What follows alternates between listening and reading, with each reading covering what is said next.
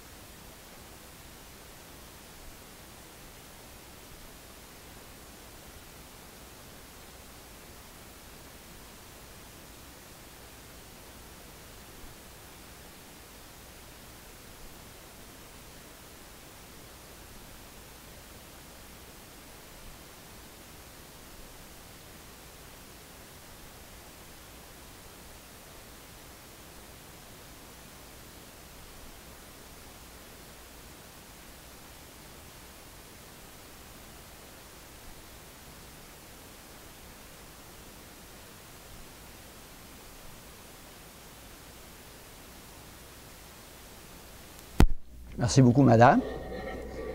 Je vous trouve bon. Je vous trouve très bon. Parce que qui aujourd'hui, en 2008, quand on connaît le phénomène, mettons, passager puis mercantile de la chanson, qui, mettons, pouvait s'attendre à avoir des gens ici qui seraient intéressés à entendre parler d'une vieille chanson qui a déjà 38 ans d'âge? Les Aboiteaux de Calix-du-Guay. Les chansons aujourd'hui, hein, on en fait une, elle nous fait vendre des disques, elle nous fait vendre elle nous fait faire des spectacles, elle nous fait faire des tournées. Là, la chanson ne se vend plus, on en fait un autre, puis elle prend la place de la suivante.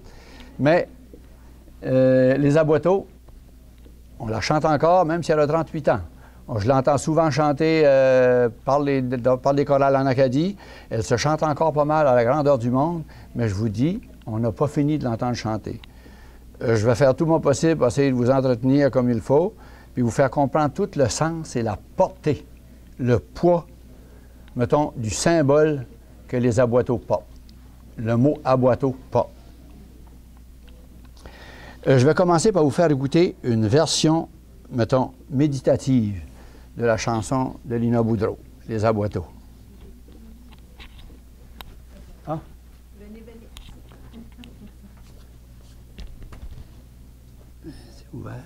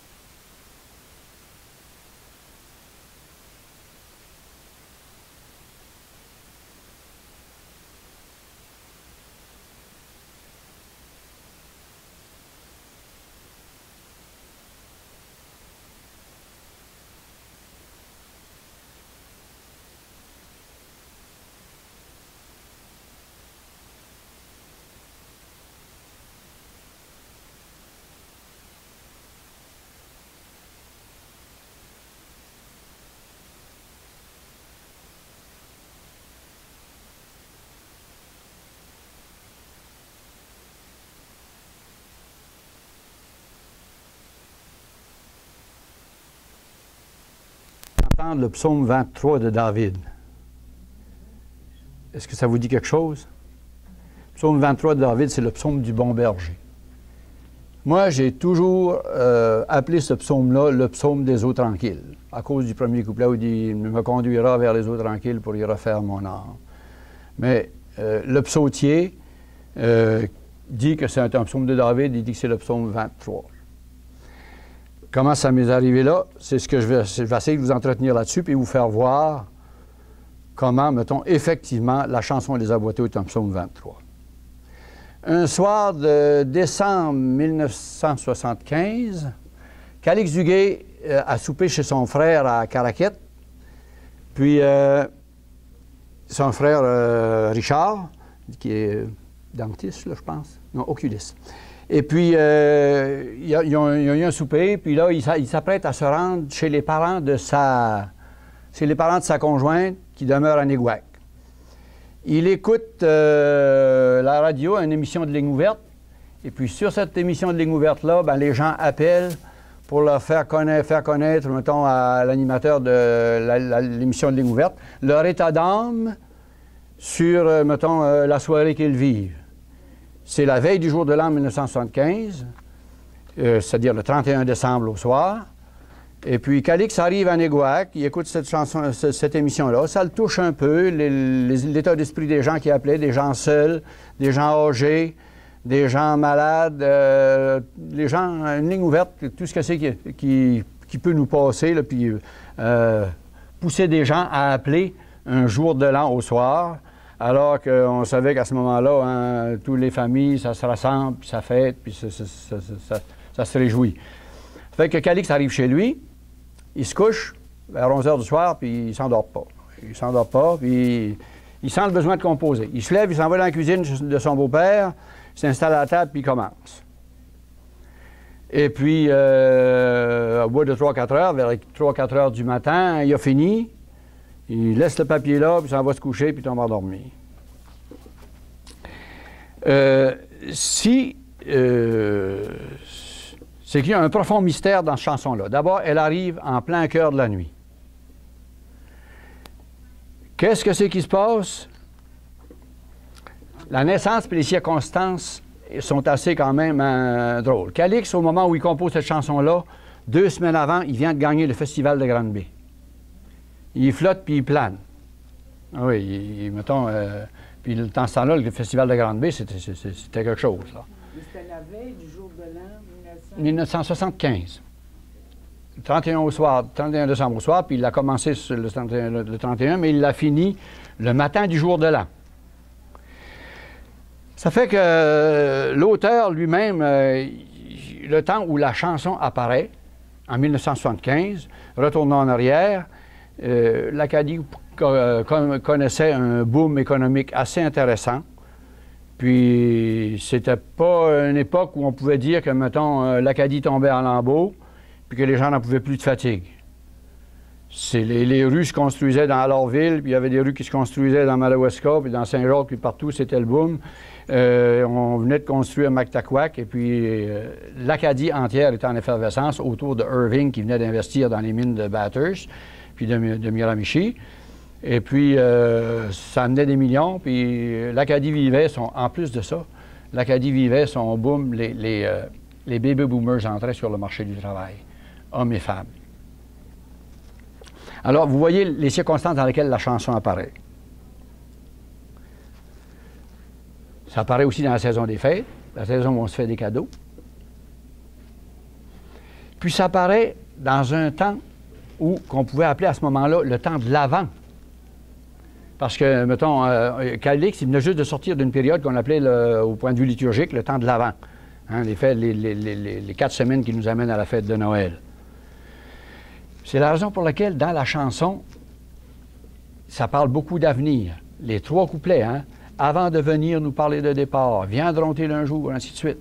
Fait que la chanson elle-même dispose nous projette dans l'avenir. Mon premier contact avec cette chanson-là, Ça, c'est en 1975. La même année, Calix donne cette chanson-là. L'année d'après, il la donne à Nicole Martin, qui la publie, qui la chante, puis qui la rend assez populaire.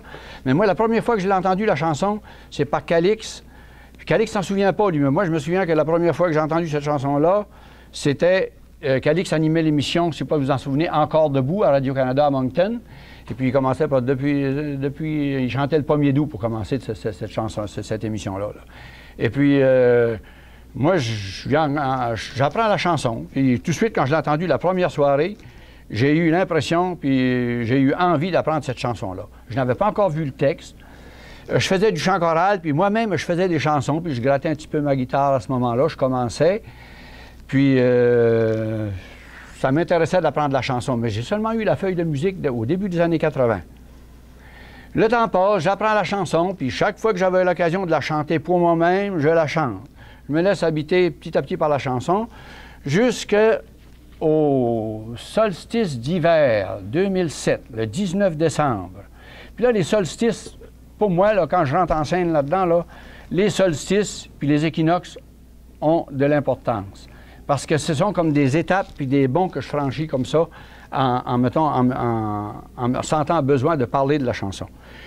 Ça se produit le 19 décembre, 2 jours avant le solstice d'hiver. Je suis au CHSLD de Matane. Je m'apprête à faire un petit récital de chansons à mes bénéficiaires du CHSLD. Et puis, je leur présente la chanson des Aboiteaux comme, mettons, pour moi, c'était la plus belle chanson de la langue française. Puis, celle-là a toujours été. Pour moi, c'est mon opinion très personnelle. Mais c'est parce que je sais beaucoup de chansons, j'ai appris de chansons beaucoup d'auteurs. Je suis un inconditionnel de Félix Leclerc, de Gilles Vigneault, de Jean-Pierre Ferland, puis même des auteurs acadiens, Angèle Arsenault, puis tous eux autres, Calix Duguay le premier. Mais les Aboiteaux, pour moi, là, avec le temps, avaient pris une place assez particulière. Une bonne nuit de mars, je suis couché puis je dors. Chez ma fille à Bécomo, à Pointe-le-Bel. Je dors profondément. Et puis, je me suis couché le soir assez tard. C'était un samedi soir. Puis je me suis couché presque à minuit. Je tombe endormi. Dans la profondeur de mon sommeil, des mots qui montent de mon inconscient. Les Aboiteaux, un psaume 23. Les Aboiteaux, un psaume 23. Qui se répète. C'est pas un rêve. Dans un rêve, on voit des images, on voit des personnages, on voit des tableaux, puis souvent on parle, mais là, je ne parle pas, je ne vois pas de tableau, je ne vois pas d'image. C'est comme des mots qui montent de mon intérieur profondément, puis qui me disent « Les Aboiteaux, un psaume 23 ». Je me réveille là-dessus, je ne vois aucun rapport. Je connais le psaume 23 par cœur, pour l'avoir chanté sur le lit de décès de mon père puis de ma mère. Je le connais par cœur depuis que j'ai passé au collège classique. C'est pas un rêve. Je retombe endormi. Je me fais réveiller de nouveau par les mêmes mots qui reviennent. Les Aboiteaux, un psaume 23. Les Aboiteaux, un psaume 23. Je me réveille une deuxième fois. Là, je commence à raisonner puis à repasser la chanson, le psaume 23 dans ma tête. Là, j'arrive au deuxième couplet. Jean Leblanc m'a dit qu'un jour aux Aboiteaux, la mer s'en viendrait par la digue. Rassembler les membres du troupeau partis sur les bateaux. Dans le psaume 23, ben, le Christ est présenté par David, qui était lui-même un berger, comme le psaume 23, puis David se présente là-dedans comme le bon berger. Et puis, le psaume 23 le présente comme ça, le Christ, le bon pasteur. Là, je vois ce petit rapprochement-là. Je vais un petit peu plus loin. Ah, puis là, avec le refrain qui dit nous parler de d'autres merveilles, qu'est-ce que c'est qu'il peut y avoir de plus merveilleux que, mettons, là, le bonheur parfait, là. Puis ce que le Christ nous dit dans son dernier, ce que David nous dit dans le dernier verset du psaume 23, qui est ton bonheur m'accompagne tous les jours de ma vie, puis ma demeure est ta maison, Seigneur. Mais quand on demeure dans la maison du Seigneur, on ne peut rien demander d'autre chose, comme merveille. Fait que je fais ce petit rapprochement-là. J'arrive chez moi, là, je termine mon voyage sur la Côte-Nord, puis là, je me rends compte, la troisième fois que je me réveille, il commence à faire jour.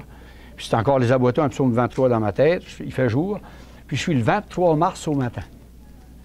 Puis le 23 mars au matin, ça se trouve être le dimanche de Pâques 2008. Là, je suis intrigué. Les Aboiteaux, un psaume 23, le 23 mars 2008. C'est une coïncidence, c'est un hasard. 23, 23. J'arrive chez moi, puis en haut, j'ai un calendrier de 2 siècles. Tous les années de 1900 jusqu'à 2100.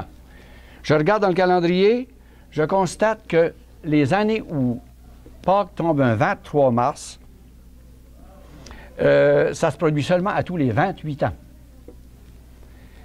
Puis, on est en 2008, je remarque que si j'enlève les 2 zéros de 2008, j'ai aussi 28. Là, je suis intrigué par ça, puis là, de 2008, je commence à regarder de 28 ans en 28 ans, puis je recule en arrière. Je recule en arrière. 1980, 1952, 1924, puis je descends, jusqu'à dans les années 1600-1700. Et là, je commence à remonter. En remontant, je bute sur 1756. D'après mes petites connaissances que j'avais en histoire de l'Acadie, puis en histoire point, 1756, c'était la première Pâques des Acadiens en exil. Là, y a-t-il encore une coïncidence? C'est-tu un hasard? C'est-tu... Mais non, là, j'ai bien compté, je vérifie de nouveau mes 28 ans en 28 ans. Puis quand je remonte comme ça, je constate que, en remontant de 28 ans en 28 ans, à toutes les années que Pâques est un 23 mars, c'est très tôt, Pâques, dans l'année 23 mars. Ça arrive seulement 3 fois dans un siècle, puis 4 fois dans l'autre. Là, en 2008, le fait que 2008, Pâques était un 23 mars 2008, ça veut dire que dans le siècle actuel, Pâques, un 23 mars, ça va arriver 4 fois. Mais dans le siècle précédent, ça est arrivé 3 fois. 1980, 52 et 24, après on tombe en 1896. Mais chaque fois que Pâques est un 23 mars, il se passe un événement majeur dans l'histoire de l'Acadie. En 1784, c'est tous les Acadiens, le gros groupe d'Acadiens qui avaient cantonné depuis 28 ans après la déportation en Angleterre puis en France, reçoivent avec les démarches répétées des Acadiens en exil, la reine, l'Angleterre leur permet de revenir en Acadie en 1884. En même temps, le Nouveau-Brunswick est créé pour accueillir les loyalistes de l'Angleterre qui avaient fait la Révolution, puis qui ne savaient plus où se placer. Puis, on crée le Nouveau-Brunswick pour accueillir les loyalistes dans la vallée, dans le sud de la province. Ils montent des États-Unis puis s'installent là. En 1812, c'est la guerre de 1812, c'est la deuxième guerre des Acadiens, la deuxième guerre d'indépendance américaine, qui pousse une deuxième vague de loyalistes dans la vallée de la rivière Saint-Jean, puis qui pousse justement ici, là, ceux qui étaient à Sainte-Anne des Pays-Bas, à Fredericton, les Acadiens qui sont là, qu'est-ce qu'ils font? Les Brayons connaissent toute cette histoire-là. Là. C'est de là que les Acadiens, qui ont été refoulés de là, ont monté Edmundston, Saint-Basile, Saint-Jacques, puis tout le Saint-Grand-Sault. Bon. Ça fait que, puis en 1840, les Acadiens, jusqu'à là, n'avaient pas le droit d'avoir de lettres patentes de leur lot. Dans les années 1840, l'Angleterre le Nouveau-Brunswick commence à leur donner des lettres patentes pour leurs propriétaires. Comme ça, là, ils ne pourront plus être déplacés, qui arrivent du monde de n'importe où, puis des vagues de loyalistes du Sud puis des États-Unis. Les Acadiens pourront garder leur lot. En 1868, qu'est-ce qui se produit? C'est quelques années avant, c'est la conférence de Charlottetown qui crée le Canada. Puis en 1868, les Acadiens passent pour la première fois depuis presque 100 ans, ben oui, plus que 100 ans, 110 ans, c'est la première Pâques des Acadiens dans un pays à eux, le Canada. Mais à partir de cette 5e période, là, ça change, ça évolue, puis là, l'histoire de l'Acadie est plus, mettons, diluée dans l'histoire du Canada. Parce que les Acadiens évoluent dans l'histoire du Canada. Mais ça, moi, ça ne m'arrête pas là. Avec le temps, je commence à faire des recherches sur l'Acadie, sur les aboiteaux. Je constate que de 1756 à 2008, il y a 9 périodes de 28 ans. 9 périodes de 28 ans, c'est un 9, là, c'est un cycle numérosophique ou numérique, mathématique, des chiffres primaires complets. Parce qu'à 10, ça recommence un autre. Ça fait que je constate que si je multiplie 228 par 9, ça me donne 252 ans. Oh! 252 ans, mes connaissances bibliques me disent que 252 ans, c'est un cycle très important pour les Juifs dans la Bible.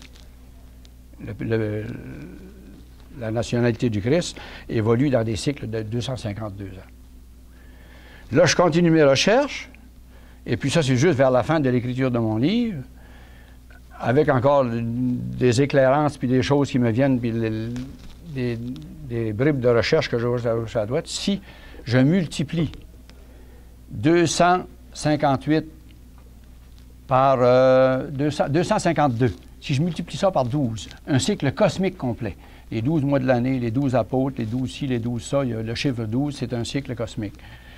Ça me donne 3024 ans et ça m'amène directement à David qui a composé le psaume 23 à son règne. Il a composé le psaume 23, puis David voulait construire le temple. 3024 ans nous amène à David, à Salomon qui commence à construire le temple de Jérusalem. Mais il commence à construire le temple de Jérusalem, c'est les plans de son père. C'est David qui a préparé les plans du temple et puis qui les a passés à son fils Salomon. Parce que le bon Dieu, pour punir David de ses péchés puis de ses guerres, a dit, toi, tu vas faire la guerre, puis il a dit, c'est ton fils qui va bâtir le temple. Tu vas faire les plans, tu vas tout te dire comment ça va se faire, mais c'est Salomon qui a commencé le temple. David lui a régné de 1060 avant Jésus-Christ jusqu'à 1020, puis le temple a été commencé de construire en 1016, en 1017, c'est-à-dire un an après là. Si on calcule, mettons, l'an qu'on perd quand on passe de la période d'avant Jésus-Christ après Jésus-Christ, ça nous amène à un an de la construction du temple de Jérusalem. Ça fait que, pour vous dire, il y a déjà un gros rapprochement entre les aboiteaux et le psaume 23, du moins son compositeur. Ma décision de faire une recherche, comment est-ce qu'elle vient? Bien, après avoir constaté tout ça, moi, au lendemain, je téléphone à Calix. J'avais appris par le père Maurice Leblanc, qui nous avait enseigné tous les deux au collège, que Calix était rendu au Nouveau-Brunswick, parce que moi, je l'avais vu dans sa carrière évoluer au Québec. Mais il était rendu à Maisonnette. Fait que j'appelle Calix, puis là, Calix me raconte comme il faut toutes les circonstances qui avaient amené à la composition de sa chanson. Là, j'ai décidé de me mettre au travail, puis de faire une recherche sur la chanson des aboiteaux. Puis je n'avais pas encore décidé d'en écrire un livre. Parce que, pour moi, je n'avais jamais pensé d'écrire un livre, puis écrire un livre, c'est une grosse affaire. Puis là, en tout cas, là, je me suis souvenu quand même que Calix, quand j'allais au collège classique, Calix me trouvait bon en français. Je ne dédaigne pas écrire, j'aime écrire, mais Calix me trouvait bon en français. Puis il me trouvait bon en français par Calix, qui a étudié en littérature, mais il était seulement au collège dans ce temps-là, mais quand même, Calix a fait une maîtrise en littérature à l'Université Laval. Puis déjà, le fait que Calix me disait qu'il admirait mon français, bien, ça m'encourageait un petit peu. Aussi, quand j'avais dans ma carrière d'enseignant, souvent, pas souvent, mais plusieurs fois, des professeurs me disaient « Jean-Marie, pourquoi tu n'écris pas? Tu as le don de nous faire saisir, de nous faire rendre concret des concepts abstraits. Tu as de la facilité à nous faire comprendre ça. » Bien là, je me suis souvenu de ces 3 ou 4 affaires-là, puis des encouragements des profs. J'ai dit « Bon, ben j'ai dit, je vais me mettre là-dedans. » Fait que j'ai commencé le 1er avril, pas du 23 mars 2008. J'ai commencé le 1er avril 2008, 7-8 jours après avoir appelé Calix. Puis là, j'ai décidé de faire un travail sur la chanson, l'étude des Calix du Gay. Puis, aussi drôle que cela puisse paraître, le livre, ça a pris 9 mois. 9 mois. Le 2 février 2009, il était fini. J'avais accouché. Bon. Il restait seulement qu'à le mettre sur ordinateur, à le mettre sur l'informatiser, puis à trouver une maison d'édition, mais c'est là que justement le travail commence. S'assier à une table puis écrire un livre, c'est pas compliqué. Mais trouver une maison d'édition, trouver des correcteurs, après ça, faire des salons du livre, puis mettre ça sur le marché, c'est toute une autre histoire de manche. Ça fait que je décide de faire une petite étude sur les aboiteaux. La nature des aboiteaux. Une analyse littéraire d'un texte. Ça commence par, mettons, en trouver la nature. La nature du poème La chanson des aboiteaux, c'est un poème épique. Après que j'ai écrit mon livre, puis que j'ai rencontré Calix pour lui dire que j'avais écrit un livre sur sa chanson, il me dit c'est un poème épique. C'est vrai, c'est ce que j'avais dit aussi. Qu'est-ce qui fait qu'est-ce qui fait qu'un texte est un poème épique? Les Acadiens, on se souvient tous le poème épique de Longfellow, là, Évangeline. Ben, c'est le geste ou l'événement grandiose. faut que l'événement soit historique et que ce soit grandiose dans l'histoire. Pour que des gens puissent, mettons, venir en contact avec cet événement-là, et ensuite de ça, que cet événement-là aussi participe à une certaine identité, que les gens s'identifient à cet événement-là.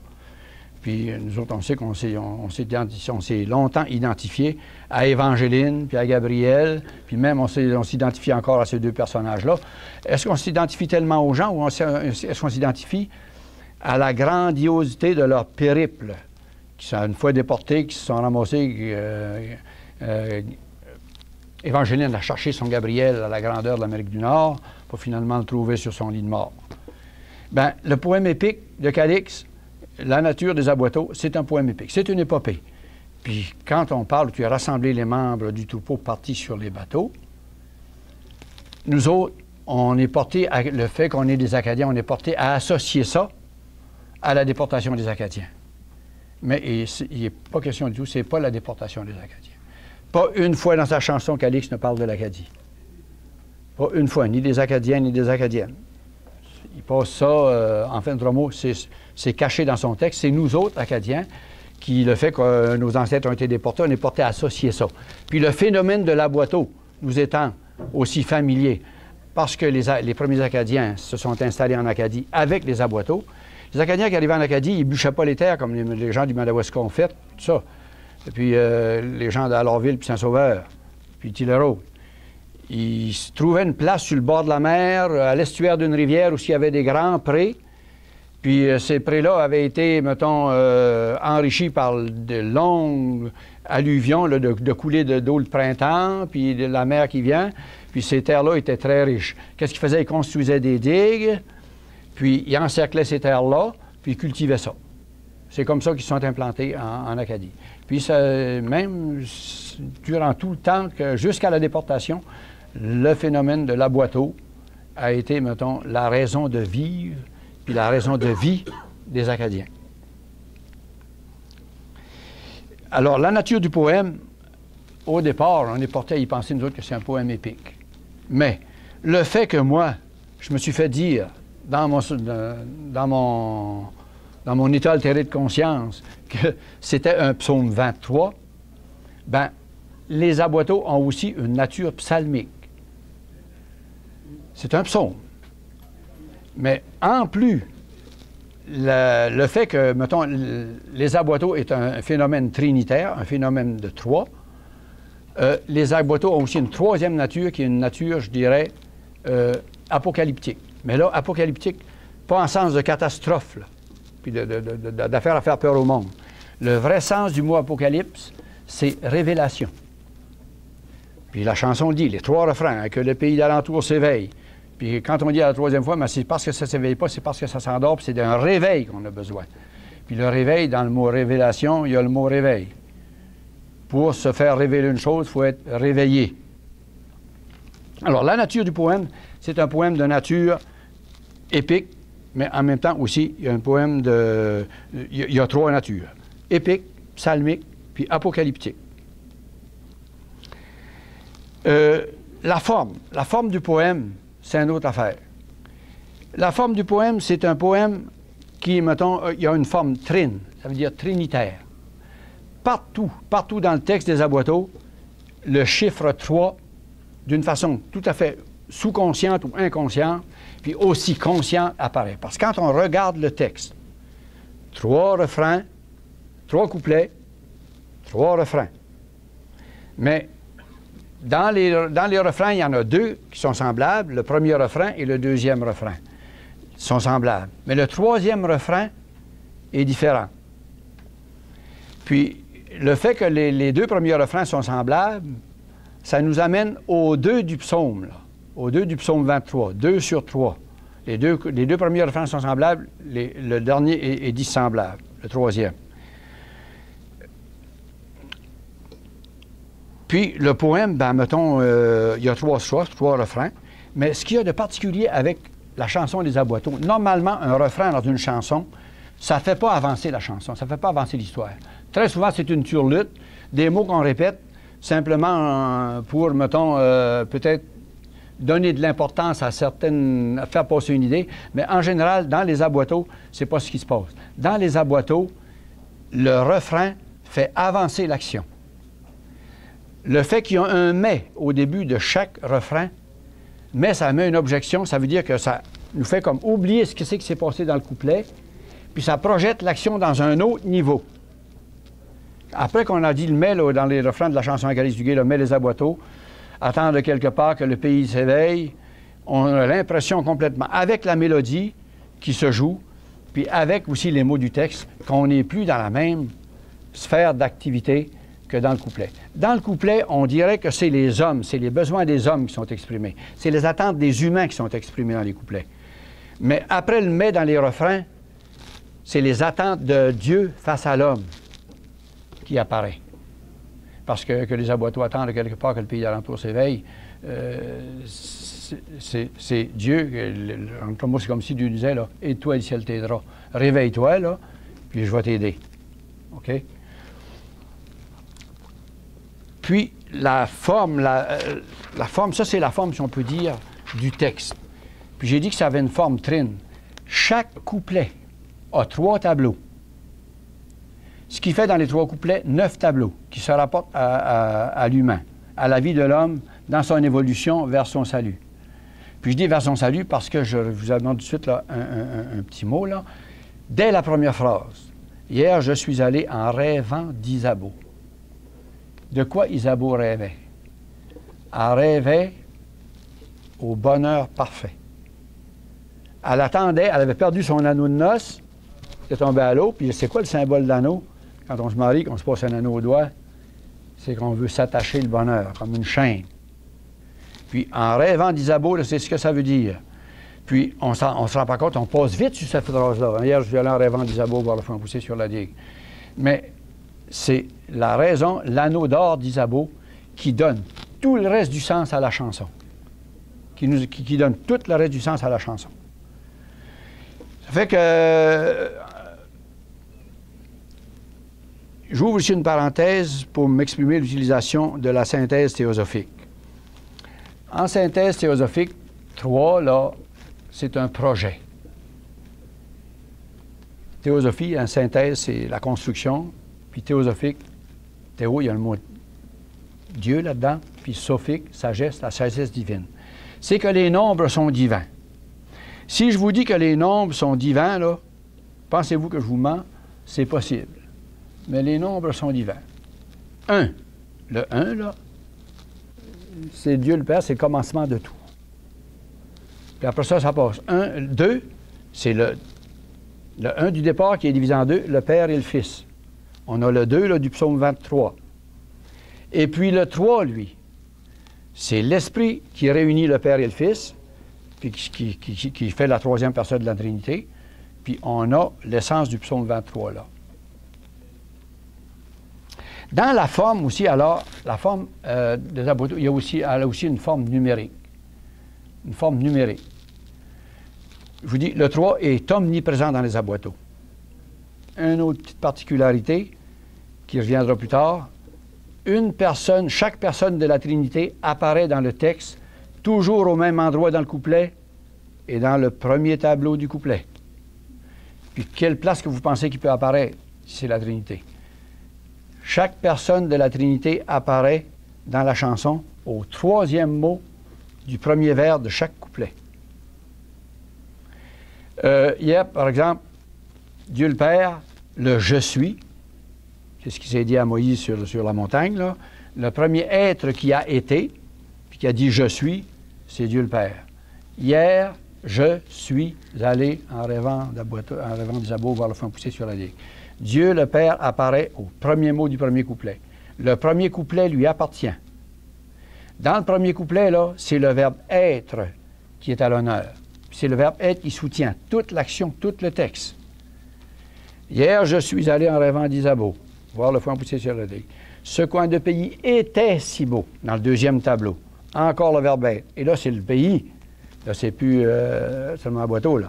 Puis dans le dernier tableau, mais il tombe en lambeaux, dans le dernier tableau, « Et ses habitants, depuis longtemps, n'en peuvent plus de fatigue. » Les habitants, là, il ne dit pas le verbe « être », il n'utilise pas le verbe « être ». mais ils sont fatigués. Ils n'en peuvent plus de fatigue. Le peuple est fatigué. Le verbe être, pour vous dire, est. Alors, dans le deuxième couplet, là, c'est l'avoir. Puis c'est pour ça que je vous dis que c'est l'avoir qui apparaît. Dans le troisième couplet, dans le deuxième couplet, c'est le faire qui apparaît. Dans le troisième couplet, c'est l'être. Nous, les humains, vivons notre vie dans trois sphères, dans les trois auxiliaires, si on peut dire. Hein? Les Anglais ont un troisième auxiliaire, nous autres, là, to do, faire. Nous autres, on ne l'a pas, cet auxiliaire-là, mais on l'a parce qu'on dit souvent se faire ceci, se faire ça, on va faire ci, mais il apparaît moins l'auxiliaire faire en français qu'en anglais. Mais le deuxième auxiliaire, qui est le faire, l'humain, lui, il vit sa vie dans son être, dans son faire, puis dans son avoir. Quand il est quelque chose, puis qu'il ne peut pas être sans faire des choses. Il fait des choses, et quand il fait des choses, il a des choses. Puis ces choses-là sont belles, ou sont pas belles, comme le dit la chanson Les Aboiteaux, selon que la personne agit bien ou agit pas bien. Agit dans la loi de l'amour ou n'agit pas dans la loi de l'amour.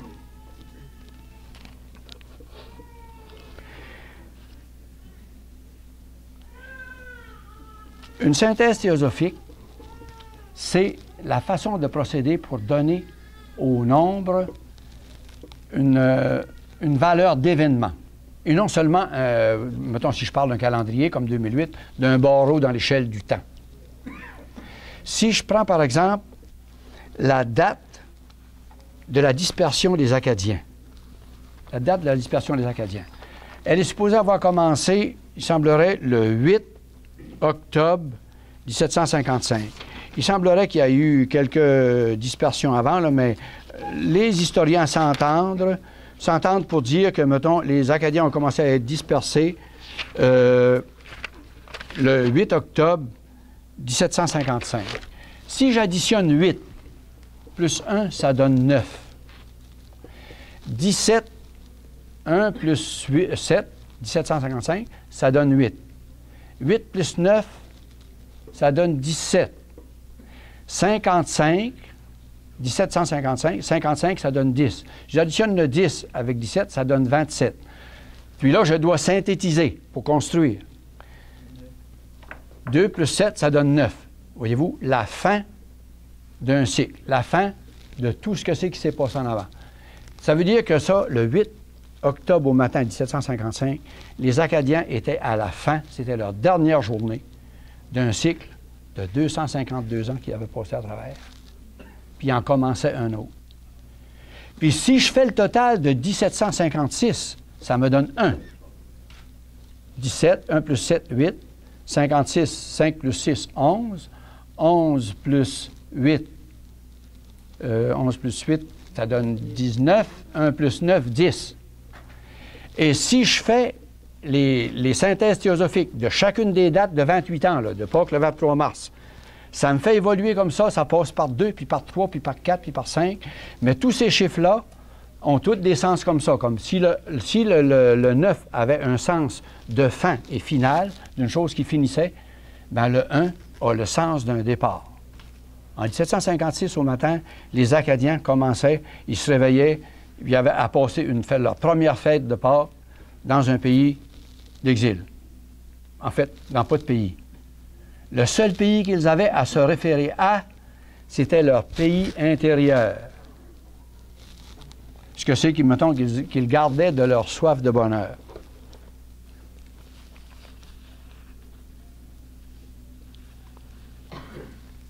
La chanson elle-même,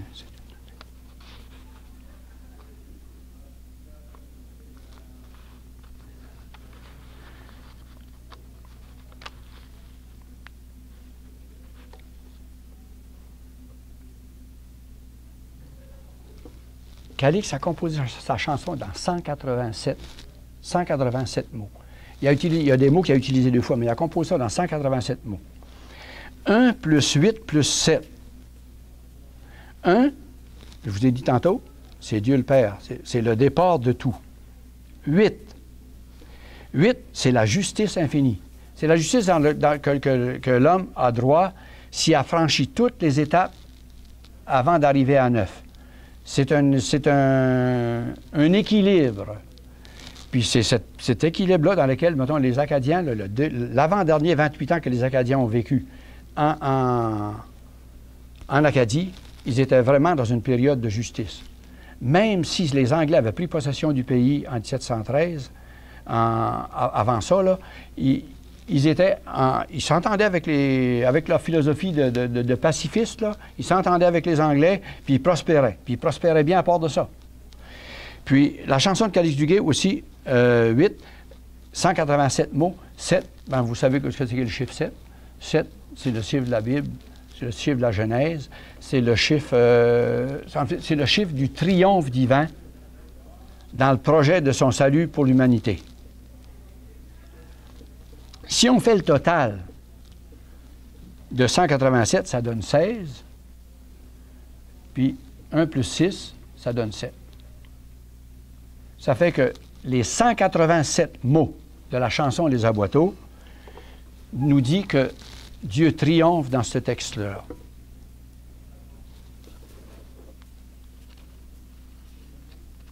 Puis, ce qui arrive, c'est que la chanson, elle trace aussi l'histoire de l'Acadie, si on peut dire, à 3 niveaux de symboles. Bon, l'histoire de l'Acadie, mais l'histoire de l'humanité à 3 niveaux de symboles. Le premier niveau, c'est le niveau du conscient. Qu'est-ce qui se passe quand je regarde un aboiteau? Quand je regarde, qu'est-ce que je vois? D'abord, une grosse digue qui se prolonge sur peut-être 500, 600, 700, 800 mètres. Mais en général, puis ces digues-là, qu'est-ce qu'ils font? Ils empêchent l'eau d'entrer. Mais c'est la chose apparente, puis qu'on voit, qui est consciente, c'est la digue. Mais la digue n'est pas tout seule. Sous la digue, il y a une boîte à l'eau. Mais cette boîte-là, elle laisse passer l'eau. Elle fait le contraire de ce que la digue fait. Puis elle le fait dans l'autre sens. La digue arrête de passer l'eau, mettons, dans ce sens-là. La boîte laisse passer l'eau à travers la digue. Puis le clapet, lui, la boîte à l'eau, elle est cachée sous la digue. Elle est comme l'inconscient. On ne la voit pas. On peut passer dessus, puis elle fait son travail, puis elle laisse passer l'eau si elle doit la laisser passer, ou elle l'empêche de passer si elle doit le laisser passer. Mais qu'est-ce qui arrive, c'est que l'inconscient influence le conscient en travaillant contre. Puis, le clapet, lui, le clapet qui est au bout de la boîte d'entrée, il peut être là, il est là. Sa mission, c'est de faire les deux. Le clapet fait le travail des deux, lui. Il arrête l'eau de passer, puis il la laisse passer. Puis, ce qu'il y a de particulier avec la boiteau, c'est qu'il travaille en croisée. La boiteau travaille en croisée. La digue travaille dans ce sens-là. La boîte travaille dans ce sens-là. Puis qu'est-ce que c'est qui a travaillé en croisée le plus? C'est le Christ en croix. Et la boiteau est le symbole du Christ en croix. Ça rejoint la question de les aboiteaux, un psaume 23. On a écrit le psaume 23 en attente du Christ. David a écrit le psaume 23 en attente du Christ. Toute la digue trace donc l'évolution de l'humanité à 3 niveaux de compréhension. Le conscient, ou l'état de veille, la digue, on la voit bien, mais la digue, l'eau qui passe en dessous dans la boîte, on n'en est pas conscient, mais elle est là, ou elle passe pas, ou elle passe, mais non, la boîte est là, puis elle est là pour recevoir ça. Et puis, le subconscient, lui, ben, c'est le clapet, qui a les 2 puissances. Le subconscient, c'est la grande puissance. Hein? C'est ceux qui ont lu les livres de M. Murphy, là, Joseph Murphy, là. Le subconscient, c'est la grande force. C'est l'esprit de Dieu habitant l'homme. Ça fait que le subconscient a les 2 puissances. Il y a le clapet, il arrête l'eau, puis il la laisse passer. Si on veut avoir de l'eau dans le pré, on lève le clapet. Si on ne veut pas avoir de l'eau, puis l'eau qui est le symbole de vie, si on ne veut pas avoir de l'eau dans le pré, on lève on bloque le clapet, puis le pré sèche, puis il évolue, puis il fait pousser ce que c'est qu'il a besoin de pousser.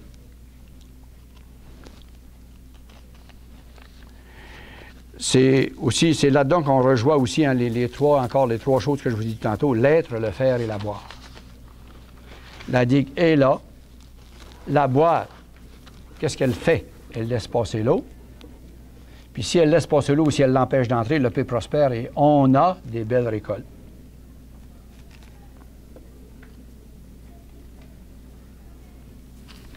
C'est là aussi qu'on a, dans les livres de Joseph Murphy, vous avez lu ça, le subconscient passe par l'inconscient pour influencer, nous faire avancer dans notre vie, nous faire évoluer dans notre vie.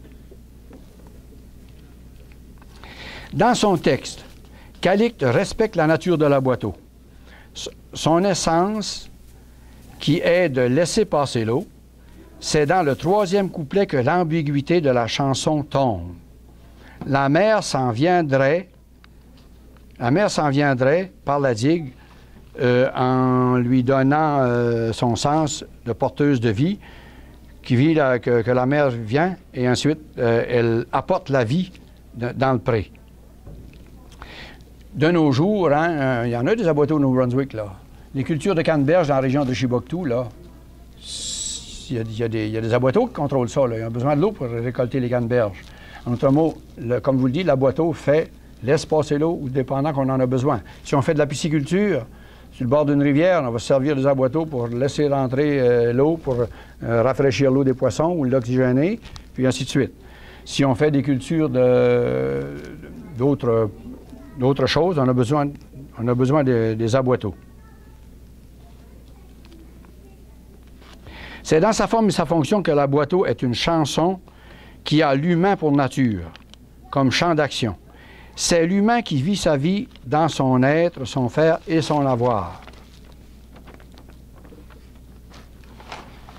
Le premier couplet, je vous l'ai dit, l'être, le je suis. Deuxième couplet, le faire, l'avoir. Imaginons aujourd'hui, dans notre vie pratique, qu'est-ce que c'est la chanson de Calixte Duguay, là? Imaginons aujourd'hui 2 amis acadiens, ou pas nécessairement les Acadiens, mais ça peut être des hommes ou des Acadiennes aussi, ou autres qui dialoguent sur l'état du pays qu'ils habitent, comme dans le premier couplet. Hier, je suis allé en rêvant d'Isabeau voir le foin pousser sur la digue. Mettons que c'est un citoyen de Clare là, qui parle.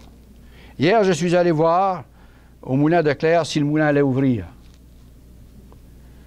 C'est conscient, ça. Le problème est très conscient. Le moulin a fermé il y a quelques années passées. Une chance, ils ont ouvert une usine, je pense, d'abattage du poulet qui a compensé un peu, mais il reste que les habitants de Clare, inconsciemment, ils voyaient leur pays, quand le moulin était ouvert, puis le moulin à scierie était ouvert, ça amenait de l'argent, puis les gens vivaient, puis ils vivaient bien. Le moulin de Clare ferme, inconsciemment, ils ont un problème aussi là. Il n'y a plus d'eau, il y a plus d'argent qui vient, le village peut perdre de son énergie, peut perdre de son allant, et puis les gens tombent en lambeaux, puis n'en peuvent plus de fatigue. Puis, et ces habitants n'en peuvent plus de fatigue. Le subconscient, lui, c'est là qu'il arrive. Pourquoi que le moulin Clare est fermé? Parce que des énergies extérieures à Clare font que, mettons, le moulin est fermé, parce que le marché du bois mondial décroît. L'ordinateur est rentré, on lit nos journaux sur nos iPods, puis on lit sur notre ordinateur, et puis le marché du bois mondial, il n'est plus là. La boiteau, alors qu'est-ce que vient porter la boiteau?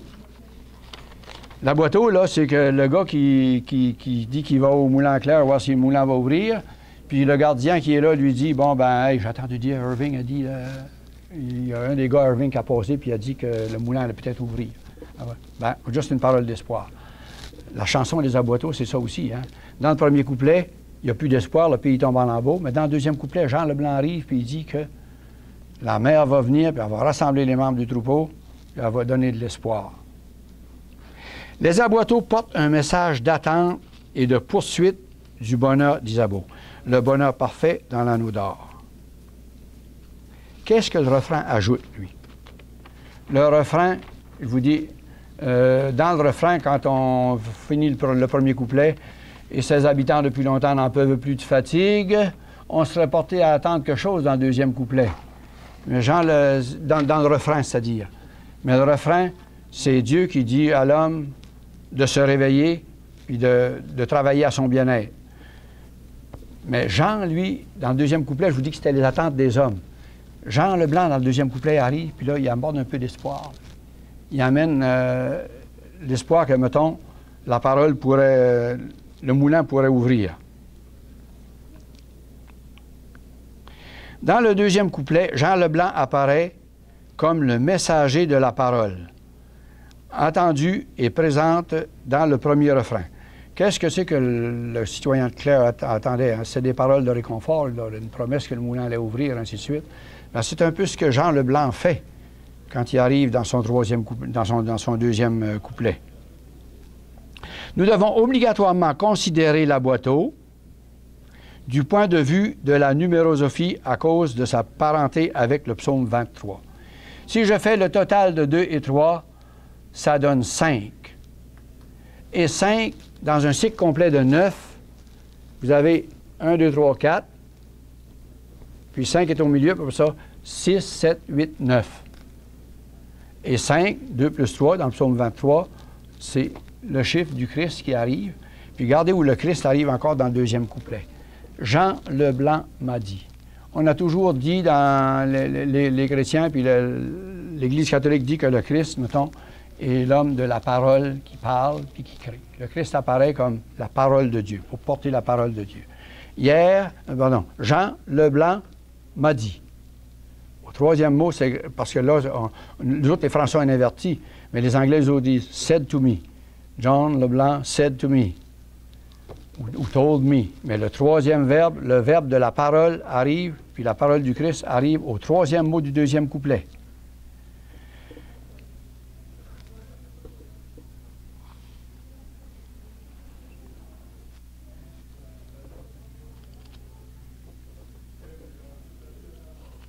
Alors, les aboiteaux, dans leurs 3 couplets, en fait, ils décrivent le projet du salut divin pour l'humanité. Et le premier couplet, c'est le couplet de l'aide, je l'ai dit. Le Fils, c'est le Faire. Hein? Le Fils, le Père, lui, il est. Le Fils, lui, il concrétise la création divine. Puis, c'est le Christ fait les choses. C'est lui qui apporte la parole, puis la parole crée. Ça, toutes les Bibles, puis tous les scientifiques savent que le son crée. Le son est là-dedans. Quand il n'y aura plus de son là-dedans, l'objet ne sera plus là. Le son supporte tout. La parole du Christ supporte tout. C'est dans la parole que Dieu crée tout l'univers, mais la parole de son Fils. On dit que c'est Dieu qui a créé l'humanité, qui a créé le cosmos, mais le cosmos est créé par le Fils, dans le son.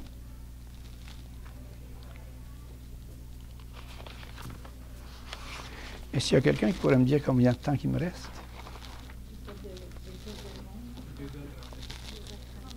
2 heures? 35. Ah, j'ai fini mon temps, moi, là. Il y a quelqu'un il devrait y avoir quelqu'un qui attend pour prendre la place. En tout cas, qu'est-ce que les aboiteaux viennent faire à l'époque où ils apparaissent? Les aboiteaux viennent nous préparer à une deuxième Pentecôte, la Pentecôte de l'eau. Le troisième couplet, là, c'est le couplet de l'Esprit. Il apparaît encore au troisième mot du couplet. Revienne la mer. La mer, c'est l'eau, et l'eau est le symbole de l'Esprit dans toutes les cultures sur le globe. L'eau est le symbole de l'Esprit. Et l'Esprit arrive, puis il va, qu'on le veuille ou non, il va nous forcer à un éveil de la conscience, à une nouvelle loi de l'amour. C'est drôle, il y a quelqu'un, il n'y a pas ça. En tout cas, j'aurais aimé continuer parce que l'intéressant est à venir. Là. Nouvelle loi de l'amour, elle est là, la nouvelle loi de l'amour, puis c'est encore l'Aboiteau qui nous indique exactement c'est quoi la nouvelle loi de l'amour que les Aboiteaux présentent. Peut-être que j'aurais jamais cru que j'aurais pu parler si longtemps que ça là-dessus. Hein? Hein? Il va falloir acheter votre livre pour ça. Je pense, oui, parce que vraiment, la loi de l'amour, hein, là-dedans, par exemple, une chose qu'on n'est pas porté quand tu dis que Jean Leblanc soit seul pour danser sa gigue. Vous ne croirez jamais que le mot gigue est l'image du jugement dernier. Oui. Le mot gigue, dans la boîteau, au niveau du subconscient, c'est l'image du jugement dernier. Le gigueux, là, quand il fait face à l'auditoire, il se fait juger par les yeux qui le regardent. Et à la fin, au jugement dernier, nous serons toutes seules pour danser notre gigue, comme la chanson le dit. Et là où la loi de l'amour est importante, la nouvelle loi de l'amour est importante, c'est qu'on a toujours pensé que le jugement viendrait de l'extérieur de Dieu. Mais non. Que le pays s'éveille. Dans la parabole de la Samaritaine, pas la Samaritaine, la parabole des Juifs qui voulaient, des pharisiens qui voulaient condamner la prostituée. La Marie-Madeleine. Dans la parabole du pardon de Marie-Madeleine. Jean nous dit, le Christ dit que le Père ne juge pas. On lui amène Marie-Madeleine. Est-ce qu'il la juge? Il ne la juge pas lui non plus. Pire que ça. Il retourne ses juges, ceux qui veulent à leur propre conscience. Et au jugement dernier, Dieu ne nous jugera pas. Celui qui est sans péché. Exactement. Le Christ retourne, lui-même il ne juge pas, puis il retourne ceux qui se condamnent à se juger eux-mêmes avant de commencer. Puis, les aboiteaux nous disent que danser sa gigue seul, au jugement dernier, si on a évolué comme il faut dans la nouvelle loi de l'amour que j'explique là-dedans, on n'aura pas besoin d'avoir peur de faire face au jugement dernier. Mais il faudra avoir évolué dans la loi de l'amour. Puis la nouvelle loi de l'amour, on a toujours dit que la loi de l'amour, c'était le don. Mais l'aboiteau nous dit que la loi de l'amour, c'est pas le don. La boîte à l'eau, l'appel. La boîte à l'eau, là, c'est une autre chose, ça. C'est pas une boîte à l'eau. Dans la chanson des aboiteaux de Calix-du-Guay, les aboiteaux n'ont jamais été des boîtes à l'eau. Ce sont des appels. Les gens sont... L'humain est aux abois. Appel à l'esprit. Les humains, là, l'eau, c'est le symbole de l'esprit, aboite, eau. Puis dans le mot aboiteau, il y a l'alpha et l'oméga aussi. A au début, puis ça commence par A, puis ça finit par O. Puis je vous dis, le meilleur de ma conférence à venir, mais c'est bien là-dedans. En tout cas, la nouvelle loi de l'amour, c'est recevoir. La boîte qu'est-ce qu'elle fait? Elle ne donne pas ce qu'elle ne reçoit pas. Si le pays a besoin d'eau, elle doit recevoir de l'eau. Puis l'eau, c'est quoi? C'est l'esprit. Puis si nous sommes ouverts à la présence de l'esprit en nous, il faut se réveiller. Elle est là, mais on n'est pas éveillé. Puis la chanson nous le dit. 2, 3 refrains. Réveillez-vous, réveillez-vous. Puis ça, je vous dis, là, le refrain, c'est les attentes de Dieu. L'Esprit nous dit, réveillez-vous, réveillez-vous. Soyez conscients de l'esprit de la puissance de l'esprit que vous avez en vous autres. Là, vous allez voir exactement qu'est-ce que c'est que l'amour. Puis l'amour, bien, qu'est-ce que c'est que l'amour? L'amour, c'est recevoir, c'est accueillir, c'est tout ce que c'est que la boîte à eau fait. Elle reçoit l'eau, pose pas de questions. Elle l'accueille, elle prend l'eau dans sa boîte, dans son carré, puis elle accepte. Parce que le clapet de la boîte à eau, là, c'est lui qui rouvre ou qui ferme. Puis s'il rouvre, il accepte. Puis s'il ferme, il accepte aussi. Parce qu'il accepte la tâche qui est de ne pas laisser rentrer l'eau. Mais qu'on le veuille ou non, l'esprit est là, puis elle laisse passer le bien, puis elle bloque le mal. Puis elle bloque aussi le bien qui doit rester, et elle fait circuler le mal qui doit partir.